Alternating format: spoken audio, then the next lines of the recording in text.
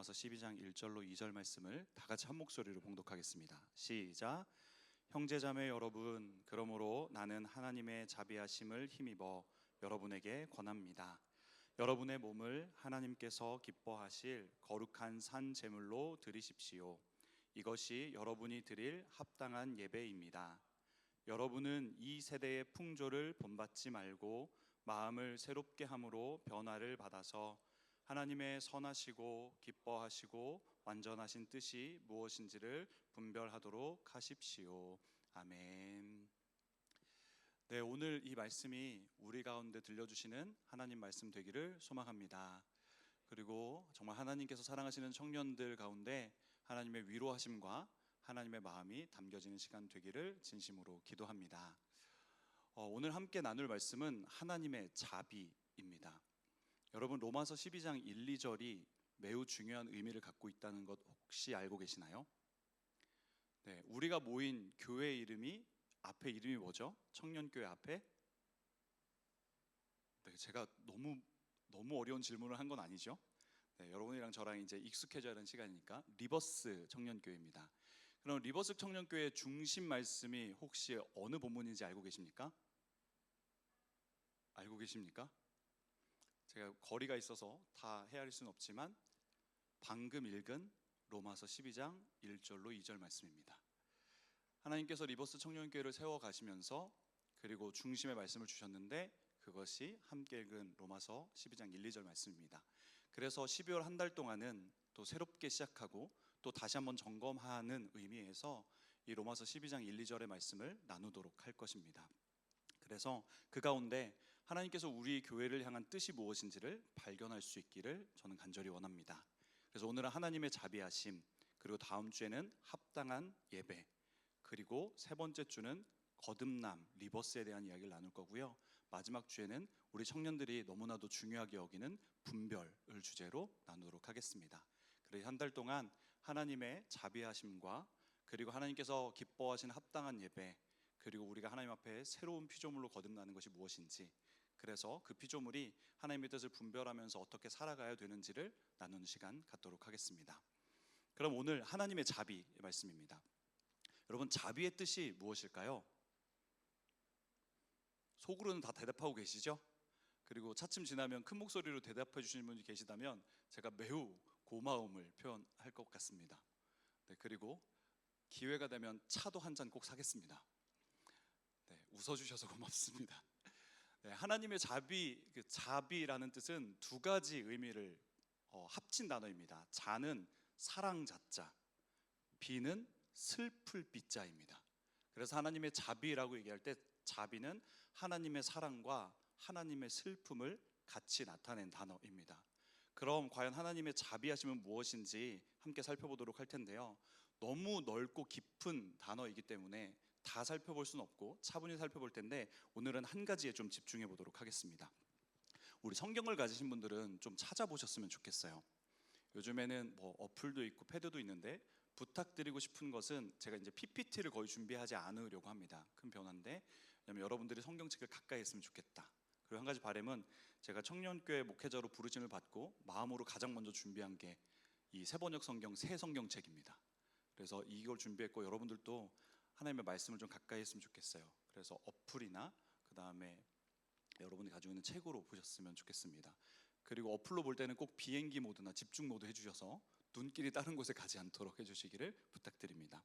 그럼 우리 30절 말씀 혹시 가지고 계신 분들은 좀 같이 읽을까요? 네, 11장 30절입니다. 그 앞에 11장 30절 같이 읽겠습니다. 시작.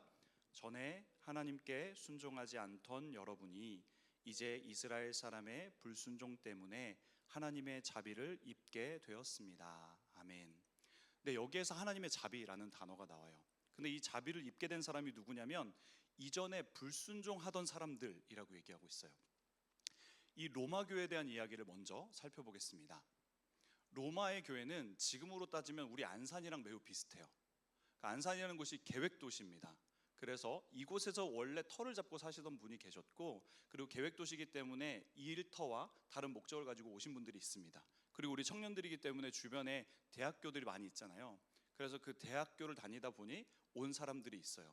그러니까 각기 다른 모습으로 모이게 된 곳이죠.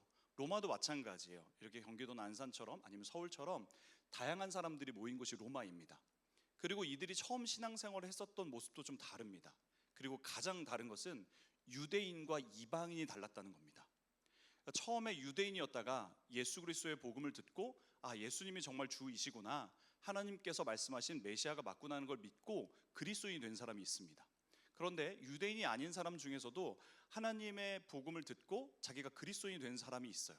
그래서 로마에서는 이 두 부류가 함께 있었습니다. 근데 갈등은 어디서 나오냐면 누가 주도권을 잡을 거냐는 거예요. 그러니까 우리의 갈등도 그렇잖아요. 함께 모이면 늘 주도권을 가지고 갈등이 일어납니다. 이전에 했었던 사람이 주도를 할 거냐, 그리고 새로운 사람이 주도를 할 거냐라는 것이죠. 그리고 지금 청년교회도 리더십이 교체되는 상황 안에서 우리가 그 상황을 어떻게 잘 헤쳐나갈 것인가도 중요한 부분입니다. 저는 로마 교회에서는 박해로 인하여서 흩어졌던 교인들이 로마로 다시 모이게 되고 교회를 다시 세워가는 과정인 거예요. 근데 그 중에 유대인의 그룹이 있었고 이방인의 그룹이 있었습니다. 누가 중심 리더가 될 것이냐, 이 부분입니다. 그래서 이들의 기준은, 그러면 하나님의 기준은 뭐냐, 하나님의 결정은 무엇이냐로 간 거예요. 그랬더니 유대인들은 어떻게 했냐면 우리는 이미 선조로부터 선택을 받았다입니다. 여러분들이 잘 알고 계시는 것처럼 하나님께서 아브라함을 택하셔서 구원 계획을 이루셨죠. 그리고 그게 유대인에게까지 이르셨고 심지어 예수님은 유대인의 혈통으로 오셨습니다. 그러니까 우리가 흩어졌지만, 그리고 예전에 불순종했었지만 우리가 처음부터 하나님께서 이끌어 오신 우리가 순수한 중심이다, 이렇게 얘기를 하는 거죠. 그런데 예수 그리스도를 믿는 사람은 이제 거기에서 국한된 것이 아니라 너희들이 택함 받은 민족이지만 하나님의 뜻대로 잘 순종했어?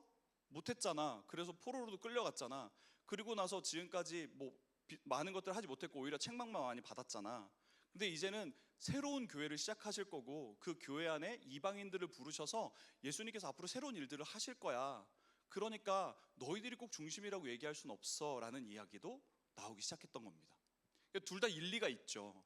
근데 이걸 가지고 서로 갈등하게 되는 것이에요. 그래서 이 갈등이 있는 것 가운데 바울 사도가 하나님의 뜻이 무엇인지를 전해주는 메시지가 바로 이 로마서의 말씀입니다.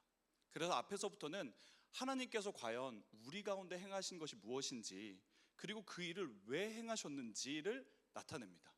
지금은 진짜 하나님의 복음을 알지 못하기 때문에 자기가 중심되는 것 때문에 자꾸 싸우고 있는데, 너희들이 그 부분 때문에 갈등을 일으키고 싸울 것이 아니다. 예전의 습관에 따라서 여전히 갈등을 일으키면서 살지 말아라 라는 것이 이 본문에서 중요한 내용입니다. 그래서 30절에 얘기하는 겁니다. 전에 하나님께 순종하지 않던 여러분이 이제 이스라엘 사람의 불순종 때문에 하나님의 자비를 입게 되었습니다. 이방인 여러분들, 당신들도 지금 열심히 잘한다고 해서 그렇게 내가 좀 뛰어나니 이렇게 얘기하지 마십시오. 전에 불순종했던 사람이지 않습니까? 라고 이야기하는 거예요. 지금 우리에게 좀 적응해 보면 아마 이와 같을 것 같아요. 우리 청년들 중에 모태신앙 있나요? 네, 모태신앙인 청년들도 있죠. 그리고 청년들 중에 보통 고등학교 때부터나 아니면 청년 때 하나님을 믿게 된 청년들이 있죠. 그러면 아마 좀 이해하기 쉬울 것 같아요. 모태신앙은 정말 복중에서부터 하나님을 믿는 가정 안에서 태어나서 쭉 왔지만 정말 하나님의 뜻대로 순종하면서 우리가 살아왔을까요? 저도 거의 모태신앙인데 거의 그렇지 않습니다. 저는 거의 30 후반대 때 정말 예수님을 따르기로 결정했으니까 그때까지는 착한 말썽쟁이로 열심히 살았습니다. 그리고 고등학교 이후에 예수 그리스도를 믿고 그 전에 헤매었다가 이게 진짜 진리다, 정말 예수님이 주이시다로 믿는 청년들은 대부분 어떻죠? 진짜 열정적이잖아요. 그래서 모태신앙 친구들이 약간 부러워하지 않아요? 와, 저 친구 늦게 믿었는데 너무 대단하다, 어떻게 저렇게 섬길 수 있지? 라고 부러워하게 됩니다. 그러니까 아까 얘기했던 유대인과 이방인의 갈등은 지금 우리가 피부로 체감할 수 있는 모태신앙과 그리고 나중에 예수 그리스도를 믿게 된 청년들 간의 모습일 수 있어요. 그러면 누가 교회의 리더를 할 거냐는 거죠. 그리고 누가 더 하나님의 일들을 잘 감당할 수 있을 거냐라는 그 질문인 거예요. 근데 둘 다에게 얘기하는 거예요. 전에 불순종했었잖아 라는 이야기를 합니다. 그래서 예전에 예수님을 믿지 않았었던 것이 몸에 너무 많이 배서 하나님을 향한 열심도 있지만 예전에 했었던 열심도 여전히 남아있기 때문에 그것이 나의 삶으로 깊게 자리 잡기까지는 오랜 시간이 걸립니다. 그리고 모태신앙은 오히려 어렸을 때부터 쭉 와서 나의 몸에 배어 있어서 지금은 내가 뜨거운지 차가운지 잘 모르겠지만 진짜 하나님을 발견하게 되면 어렸을 때부터 배워왔던 것이 있기 때문에 갑자기 불타오르게 됩니다. 그러니까 각자 부르심과 형태들이 그냥 다른 거예요. 그러니까 너희들이 그런 것 때문에 갈등을 일으키지 마라. 결국 중요한 건 뭐냐면 하나님께서 지금까지 너희들이 하나님께 순종하며 너무나도 사랑스러워 하셨고 그러지 못할 때는 너무 슬픈 마음으로 가지고 계셨다. 그런데 슬퍼하심에도 불구하고 포기하지 아니하시고 끝까지 붙드셨기 때문에 그 자비 때문에 너희들도 여기에 있는 것이다 라는 메시지를 하는 겁니다. 여러분, 하나님의 자비를 이제 성경에 나와 있는 이야기들로 하나하나씩 좀 풀어가도록 하겠습니다. 하나님께서는 사람들을 구원하기로 결정하셨습니다. 구원한다는 것은 어딘가에 빠져 있을 때 건져낸다는 뜻이니까 먼저는 어디에 빠져 있었는지를 살펴보도록 하겠습니다. 우리는 과연 어디에 빠져 있었을까요? 하나님께서 사람을 지으시고 많은 자유를 주셨어요.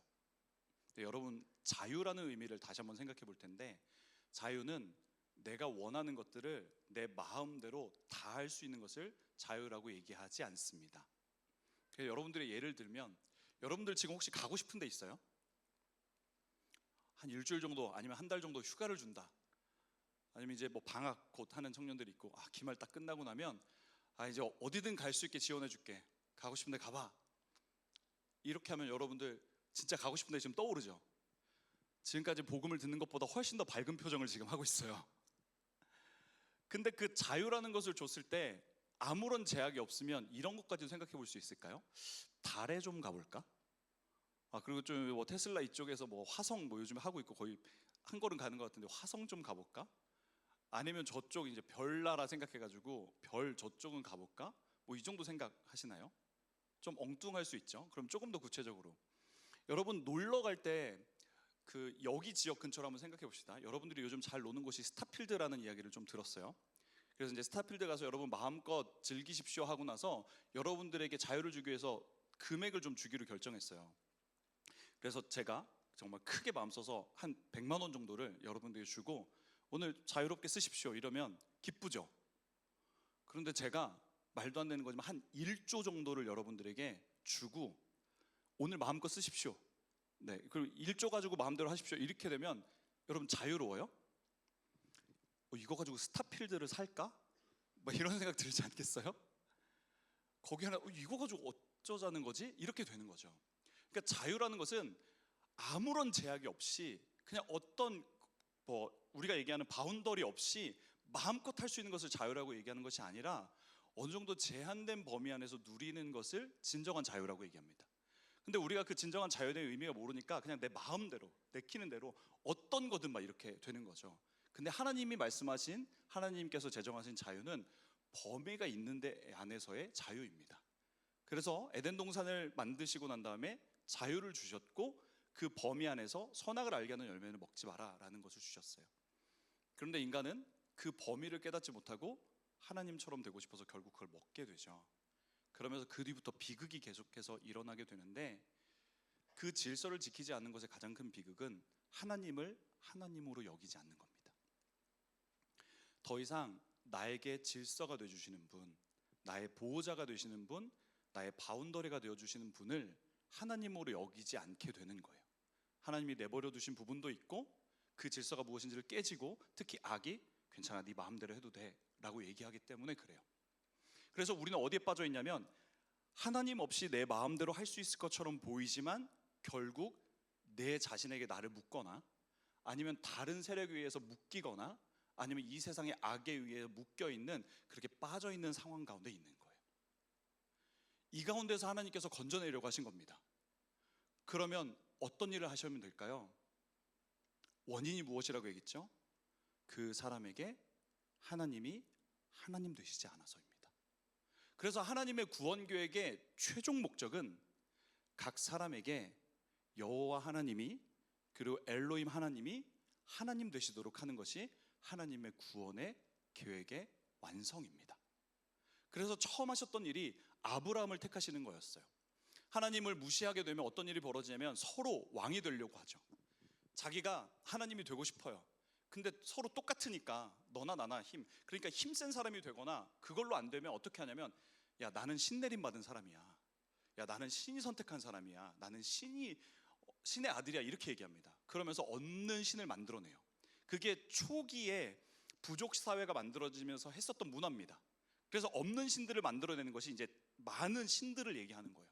그게 익숙해졌어요. 그래서 사람들은 그냥 신들이 있나 보다라고 익숙하게 여기면서 살아왔어요. 그러니까 그런 부족 사회에 하나님이 아브라함을 택하셔서 친히 유일하신 신이신 하나님이 우리가 이해할 수 있도록 민족신이 되신 거예요. 왜냐하면 유일하신 하나님을 업신 여기면서 살았기 때문에 하나님을 알 수 있는 지혜가 없었거든요. 그러니까 그나마 자신들이 알고 있는 지혜 안에서 하나님을 알 수 있도록 하나님께서 친히 민족신이 되기로 결정하십니다. 그래서 아브라함을 부르셔서 아브라함과 큰 민족을 이루겠다고 하시죠. 그래서 아브라함의 스토리는 여러분들과 잘 알고 나중에 그건 좀 긴밀하게 나누도록 하겠습니다. 그래서 결국 하나님께서 아브라함과 하고 싶으셨던 건 큰 민족과 나라를 이루어서 그 민족의 하나님이 여호와 하나님이시고, 사람들이 만들어 놓은 모든 신들 위에 뛰어난 하나님, 그리고 유일한 하나님이시기에 그들이 자기가 섬겼던 신들을 다 버리고 오직 하나님만을 하나님으로 여기도록 하시는 것이 구원 계획이었습니다. 이 직분을 우리가 잘 아는 언어로 제사장이라고 얘기해요. 하나님을 예배하도록 하는 역할을 맡는. 그래서 이스라엘 나라는 제사장 나라입니다. 그러니까 그거는 시작이죠. 그리고 결국 완성은 어디 있냐면, 이 제사장 나라가 이 직분을 잘 감당해서 많은 나라들이 하나님께 돌아오게 돼서 모든 열방과 모든 나라가 하나님을 하나님으로 여기는 나라. 그래서 하나님 나라를 세워가시는 것이 하나님의 구원 계획이었어요. 근데 여러분들이 잘 알고 있는 것처럼 이 제사장 나라인 이스라엘 나라가, 그 백성들이 이 사명을 잘 감당했을까요? 네, 그러지 못했어요. 근데 여러분, 잘 감당하지 못했던 이유가 무엇일까요?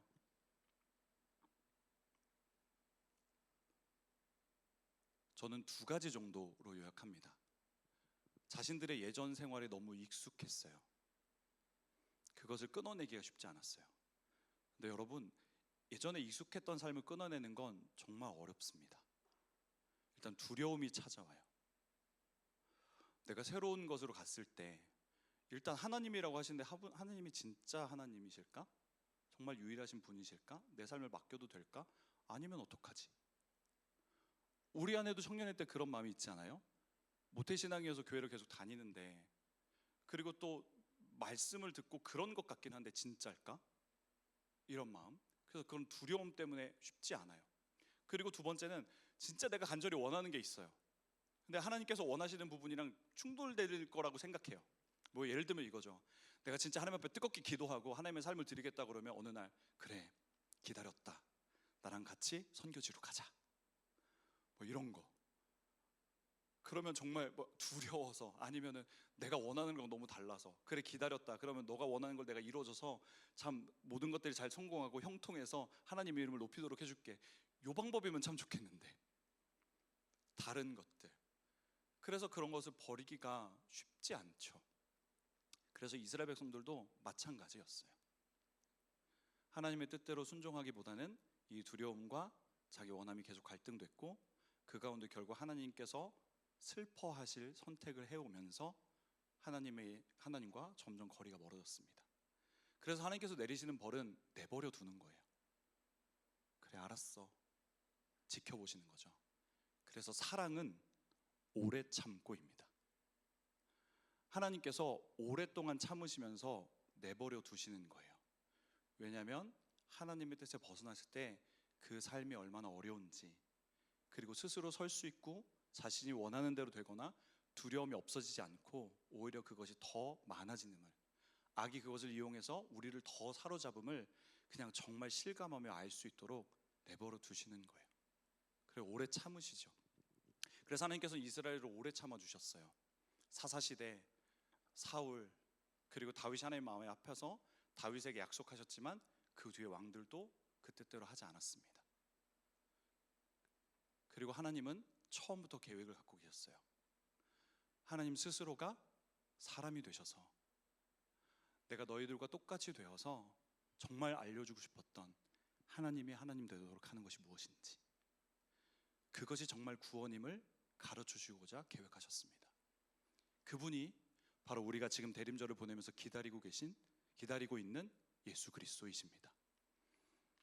이미 이사야 선지자를 통하여서 BC 740년경에 한 아기가 우리를 위해서 올 것이다. 그리고 그분이 진짜 왕이시고 우리를 하나님께로 인도할 구원자이시다. 그를 보내실 거다 약속하셨고, 신실하게 너무 긴 시간인 것처럼 보이지만 700년 후에 예수님께서 오셨고, 예수님은 이 로마 시대에 하나님의 어떤 분이신지를 삶으로 드러내셨습니다.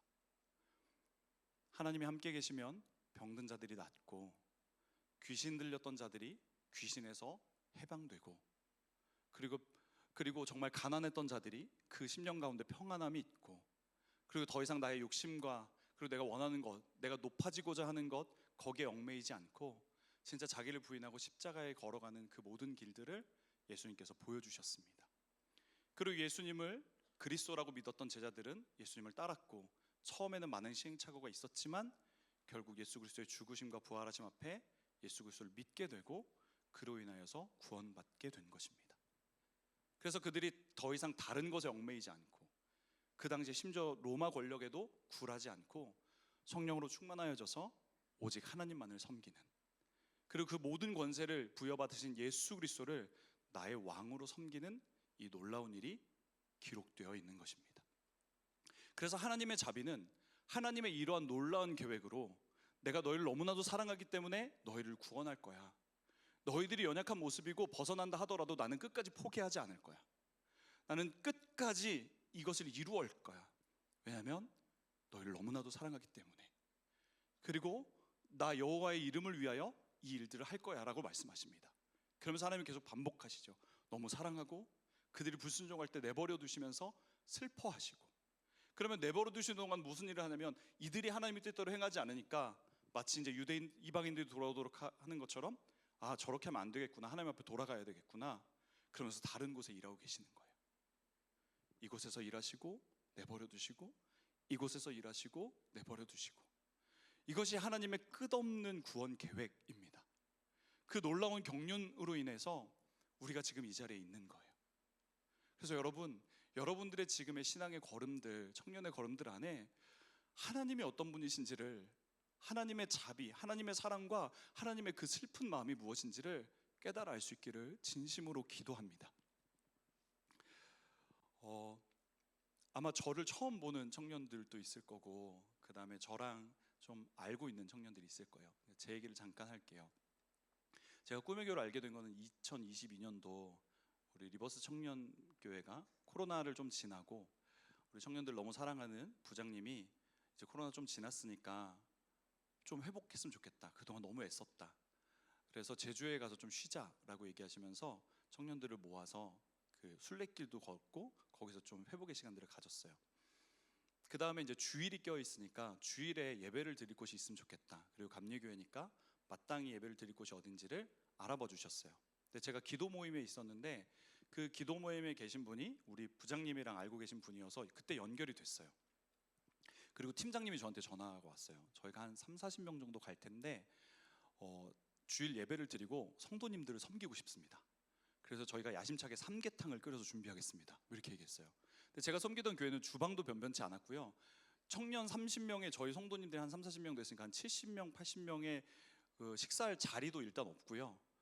식기도 없고, 그 다음에 어떤 것도 할 수 없어서 마음은 너무 고맙지만 어려울 것 같습니다. 근데 정말 열정적으로 섬기는 모습에 되게 감동이었어요. 그래서 결국 그 밀팩, 밀키트로 해가지고 와서 그때 기억이 나요.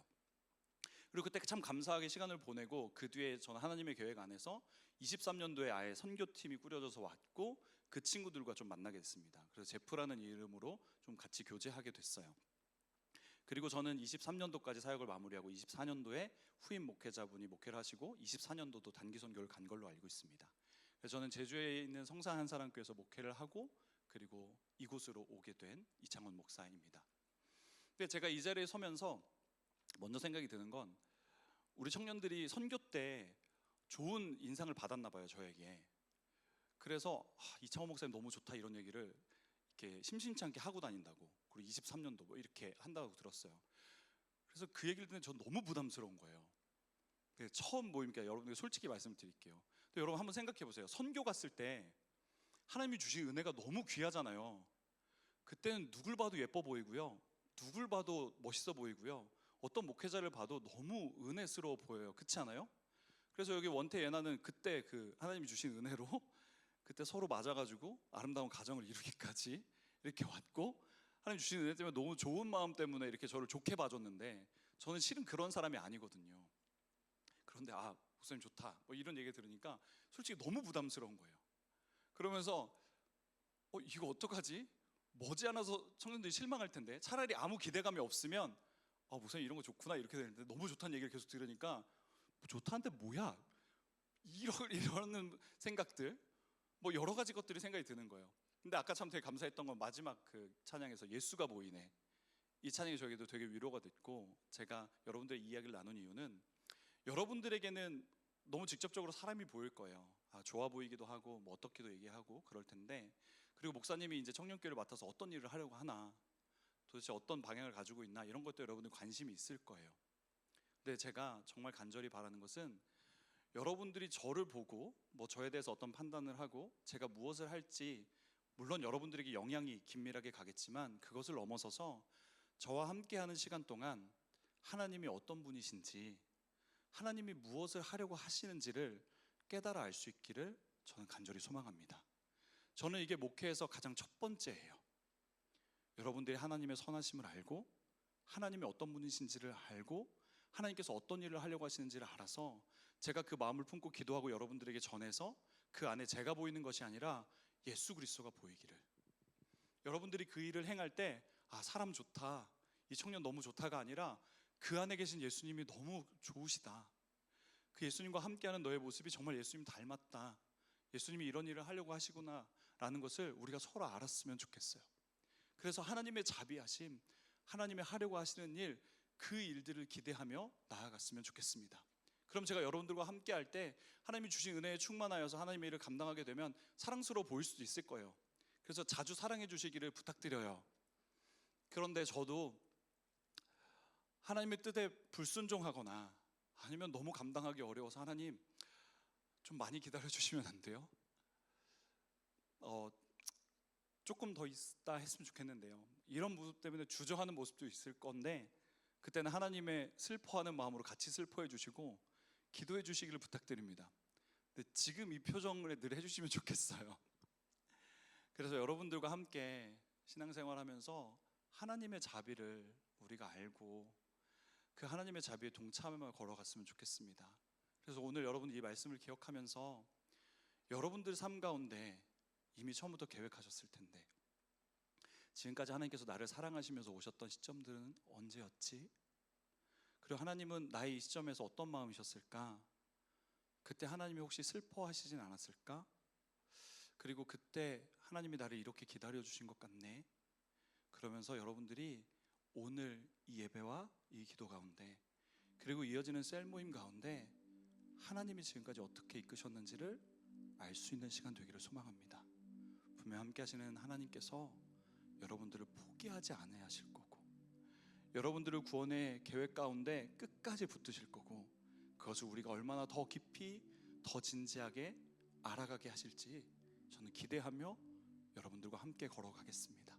그리고 더 나아가 하나님은 그 마음으로 지금도 함께 계시고 영원히 이끄실 것을 믿습니다.